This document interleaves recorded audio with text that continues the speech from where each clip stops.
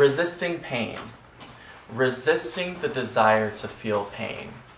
And I actually came up with a quote last night as I was writing it, and it's the second one on your piece of paper. And this will probably be a quote in my future book, but it says, "The moment we accept our pain is the moment we release our suffering. Suffering is created when we offer life resistance, and what we resist most are the experiences that bring us pain." So let me go ahead and repeat that. Let's really absorb that. Breathe in.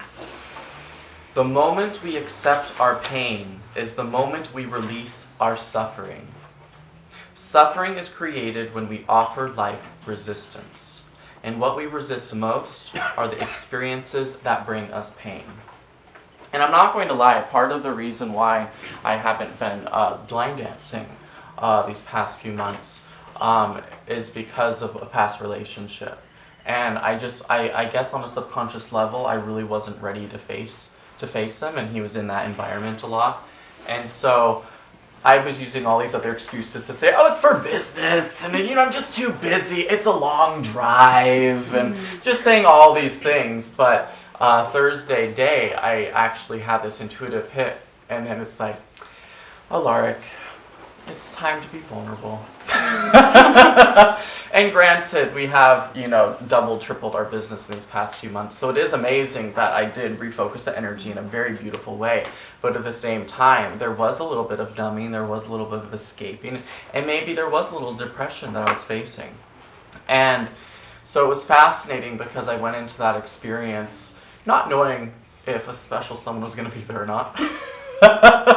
And sure enough, walking through that door, he was there. And I received a beautiful experience in being able to face my discomfort.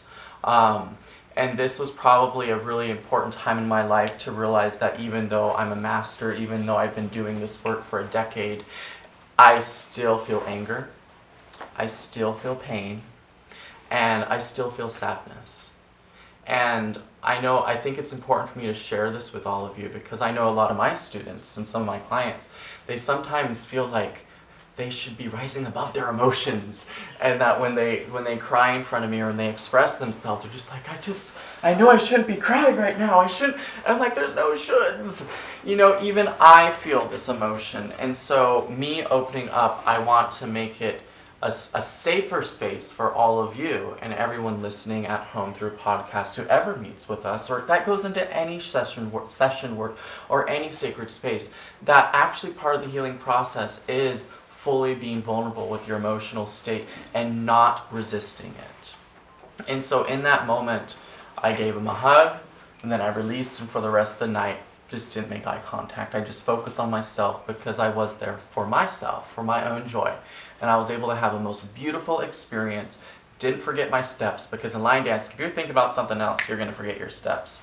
And so a couple times we had a dance next to each other, and even though there was some flirting going on that I saw with other gentlemen, I was able to keep my peace. And in that moment was really powerful for me because of, it's amazing the anger that can come from when you want to try and go into past stories. And you want to say, well, if only this would have happened, or if only you would have said this, or if only this, you just kind of go into creating stories in your mind. Who's done that before when you've had an argument with someone in your life, or someone that you care about, someone that you love? It's amazing. It's like, oh, I've been there. It's amazing the stories that we want to fall into, and the things that want to be said. And I found myself wanting to say a lot of things. But was that going to help the situation? Absolutely not. And the reason why I wanted to say a lot of things is because I had to honor that I still loved him, that the love was still there. And there was another point of anger. I was angry at myself for still loving him. Ooh, how messy is that? Using love as an excuse to be angry at someone. But it was actually a judgment within myself, because in my reality, I felt a certain amount of abuse. And in my mind, I said, how could I love someone that actually caused me harm? But the true is that no one can cause us harm. Unless someone literally like shanks you. We're not talking about that. I'm talking about the emotional aspect of when we're adults and we choose to be in relationships. When you're children, it's another story. But when we are adults and we choose to be in certain relationships, we've agreed to this. We've agreed to these contracts. And one of the ego wants to, this is another quote. It's so amazing. I love it. It's the last one of the 4. Your ego tells you that you were wronged and it validates your separation. Your ego tells you that you were wronged and it validates your separation. Your higher self tells you that you were blessed and it validates your expansion. Your higher self tells you that you were blessed and it validates your expansion. And so in this moment, it's because I'm still healing, I can literally go into stories that will trigger my ego. But I can also go into stories that will trigger my higher self, and I will see the big picture. That is the duality, that is the polarity that is within all of us. Even those of us who are wearing the robes, we still fall into that trap sometimes. And I can't remember who this quote was by, but it was along the lines of saying something, there's no such thing as enlightenment, it is only about enlightened activity. There is no such thing as enlightenment. There's only enlightened activity. And so what am I doing that is being in that enlightened activity? It's not about me reaching some point. It's not about any of us reaching some point. It's about the consistency of daily practice. And this is why I talk about meditation so much, because meditation, when you can ground yourself, it allows you to have such a deep introspection. And when you can have introspection, you can actually tap into your higher self. And when you can tap into your higher self, that elevated state of consciousness, that is the observer and not just the experiencer. Ooh, let's talk about that for a moment. The observer and not just the experiencer. Most often, we fall into the experiencer. We just get stuck in the experience. And we forget that we can actually take a step back. We are not our mind. We are actually the watcher of our mind, of the body. So you have your body, you have your mind, and then you have the watcher. And when you're able to meditate, it's amazing that these you begin to be able to discern that you are not your thoughts, you are not your emotions. And so in that moment, my most triggering moment that I've had for a while, I was able to say, okay, let's sit with this emotion. I'm not going to resist it. I feel a little bit of anger. I'm still healing. I feel a little sadness. I'm still healing. I feel a little ... And in that moment, when you're able to fully allow it to come in, it's amazing that it doesn't get trapped in your body. Because the moment it comes in, it then flows out. I remember sharing, I think it was with one or two students this week, that when you have tension in your body, it's because an emotion got trapped. When you have tension in your body, it's because an emotion got trapped. Because the moment you start feeling a negative emotion, what do? You tighten up and you stop it. Or you react, and the react only brings it further out. It perpetuates it. But when you breathe into it, and you let it go, everyone take a really big breath. Notice how it tightens. And then when you release, you breathe out really deeply, all of your muscles relax. Isn't that fascinating? And so what happens though is when you're triggered by a deep emotion, there's no exhale. And then the rest of the day when you're stressed out, you have that tightness. And so I ended up sending him a note, and I said, I apologize for my coldness, if I seemed cold, because I'm still healing, and it's going to take some time. My last message to him was, I'm at peace with this decision. And I was at that moment. But then there's another moment, and then there's another moment, and there's another moment, and another moment, and another moment. One thing I tell my students that have breakthrough moments, and they're just like, I've had the most amazing week. I say, this will pass. And then the next week, I'm having a terrible week. This will pass. And so this has been a humbling experience for me with being able to not hold myself to such an expectation that I'm not allowed to feel grief, that I'm not allowed to feel sadness, I'm not allowed to feel anger, or any of these emotions. And the truth is, and those of you who've known me for a long time, anger is not an emotion that I never really had it much as a child, or even when I was going through, I was always the depressed one, not the angry one. You generally are on one end of the spectrum. Anger is depression outside, depression is anger inside. It's whether it's an introverted thing or an extroverted thing, an inner conflict or an external conflict. And so for me, this past year is the first time I've actually gotten to have a relationship with anger. And guess what? I'm not judging it as a bad thing. I think it is a beautiful lesson, because every emotion in the human spectrum is actually a teacher. Every emotion in the human spectrum is a teacher, and it's here to show us how much we're resisting life and how much we're flowing with life, how much we're resisting our experiences and how much we're flowing through them. And that will show us where we could start to use more healing work. So let's go ahead and read the third quote there. Learn to observe your emotions without needing to act or distract yourself from them. Within that stillness, your truest, most vulnerable thoughts will arise, and it is these thoughts that will show you where your healing work must begin. Let's repeat that once more. Learn to observe your emotions without needing to act or distract yourself from them. Within that stillness, your truest, most vulnerable thoughts will arise, and it is these thoughts that will show you where your healing work must begin. I enjoyed working with a gentleman in his early 20s this week, and he shared with me that his struggle was that he just has no thoughts. He gets angry, but when he sits and tries to express himself, his mind is just blank. He doesn't know what to say. He doesn't know where this is coming from. And then I asked, how much have you been drinking? Well, quite a bit. It's not just a few, it's quite a bit, a few times a week. And I shared with him that that's the distraction from your emotions. And so there's a reason why you don't have this relationship with yourself, because you've never allowed yourself to have this relationship with yourself. And the moment, I guarantee you, the moment you stop drinking, or if you can even just go 2 weeks without drinking anything, you are going to notice that all of your subconscious stuff is going to come up in that stillness, and you're going to actually meet yourself. You are going to meet yourself, and in that moment, you are going to find the reason for your unhappiness. You are going to find the reason for your anger. You are going to find the reason for your depression. Fill in the blank.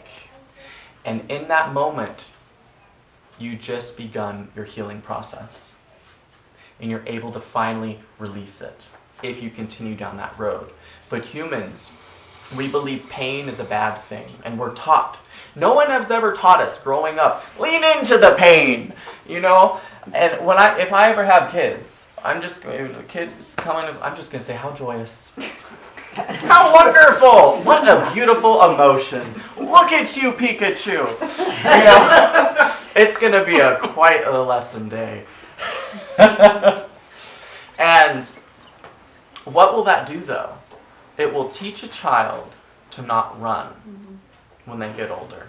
The moment things get tough, the moment things get a little uncomfortable, they're going to learn that it's not in their highest interest to run away or numb themselves from it, but rather look at it as the shit that's going to fertilize their soul and help them grow. And that's precisely how I have reformatted my mind. Does that make sense? And every single person, we are capable of doing this. So breathe into that. So I feel like we really need to hammer this home. I'm going to invite you all to close your eyes for a moment.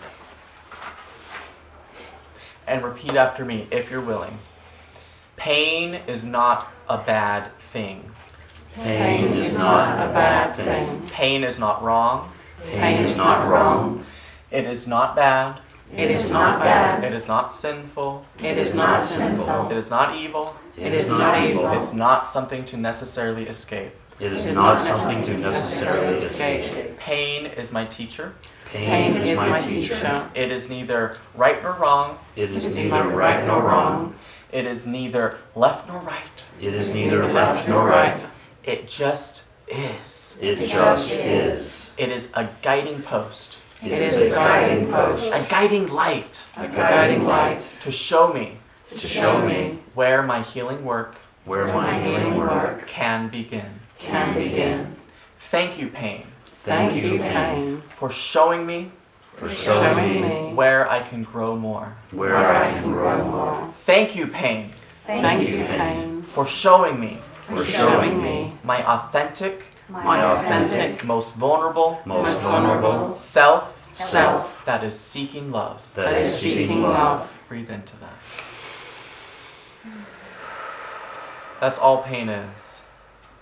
That is all pain is, the aspect of ourselves that feels separate from love.